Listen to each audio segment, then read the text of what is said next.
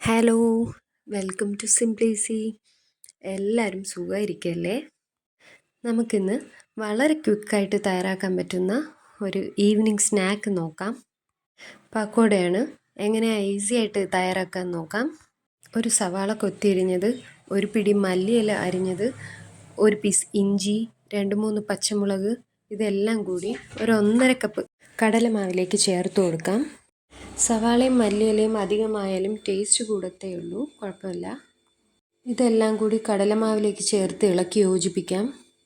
ഇനി ഇതിൽ കുറച്ച് പൊടികൾ കൂടി ചേർത്ത് കൊടുക്കേണ്ടതുണ്ട്. മുളക് പൊടി ചേർത്ത് കൊടുക്കാം.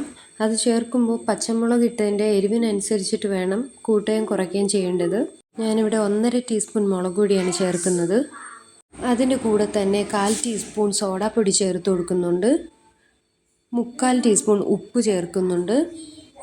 അതിൻ്റെ കൂടെ തന്നെ ഒരു 1/2 ടീസ്പൂൺ അടുപ്പിച്ചിട്ട് കായപ്പൊടിയാണ് ചേർത്ത് കൊടുത്തേക്കുന്നത്. പൊടികളെല്ലാം എല്ലായിടത്തും എത്തുന്ന രീതിയിൽ ഇളക്കി യോജിപ്പിക്കാം. കുറച്ചധികം വെള്ളം വെച്ചിട്ട് തന്നെയാണ് പക്കോടയ്ക്കായിട്ട് കുഴക്കേണ്ടത്.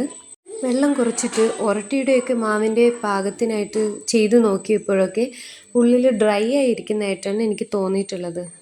വെള്ളം ചേർത്ത് കൈകൊണ്ട് നന്നായിട്ട് കുഴയ്ക്കാം. ഇതിൻ്റെ കൂടെ തന്നെ 2 ടേബിൾ സ്പൂൺ അരിപ്പൊടിയും കൂടി ചേർത്ത് കൊടുക്കാം. പക്കോടയിലേക്ക് അധികം എണ്ണ പിടിക്കാണ്ടിരിക്കാനും ക്രിസ്പിനെസ്സിനും വേണ്ടിയിട്ടാണ് നമ്മൾ അരിപ്പൊടി ചേർക്കുന്നത്. കുഴച്ചു കഴിയുമ്പോഴേക്കും ഈ പാകമാകുമ്പോഴേക്കും നമുക്ക് ഉണ്ടാക്കി തുടങ്ങാം. ഇത്രയ്ക്കൊരു തിക്നെസ് വേണം. ഒരുപാട് തിക്കാവുകയും ചെയ്യേണ്ട, എന്നാൽ ഒരുപാട് ലൂസാകുകയും വേണ്ട. ഈ ഒരു സമയം നമുക്ക് അടുപ്പിലേക്ക് ഇരുമ്പ് ചട്ടിയോ സോസ് പാനോ ചീനച്ചട്ടിയോ വെച്ച് കൊടുക്കാം.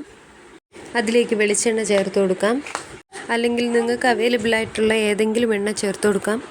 തിളച്ച് വന്ന എണ്ണയിലേക്ക് കൈ ഉപയോഗിച്ചോ അല്ലെങ്കിൽ സ്പൂൺ ഉപയോഗിച്ചോ കുറേശ്ശെയായിട്ട് ഒഴിച്ചു കൊടുക്കാം.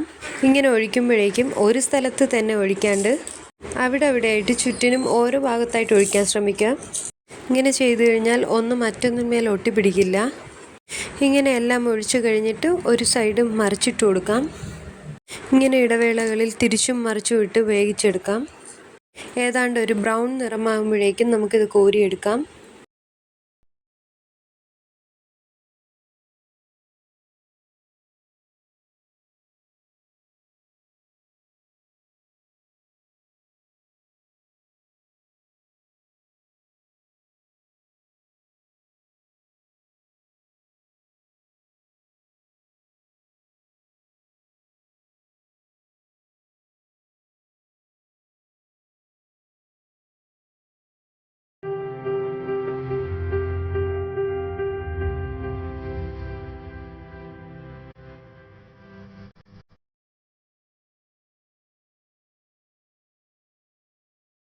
ബാക്കിയുള്ളതും ഇതുപോലെ തന്നെ ചെയ്ത് പൊരിച്ചെടുക്കാം.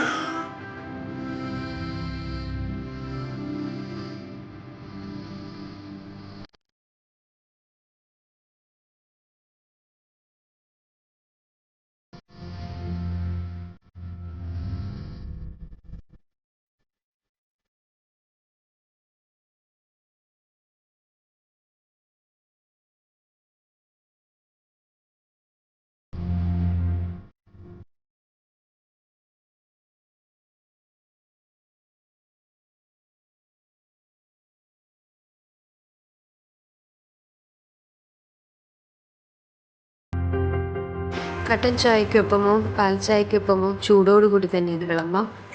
വീഡിയോ ഇഷ്ടമായി കഴിഞ്ഞാൽ ലൈക്ക് ചെയ്യാം, മറ്റുള്ളവരിലേക്ക് എത്തിക്കാനായി ഷെയർ ചെയ്യാം. തുടർന്നുള്ള ഈസി റെസിപ്പീസിനായിട്ട് ചാനൽ സബ്സ്ക്രൈബ് ചെയ്യാം. ബൈ.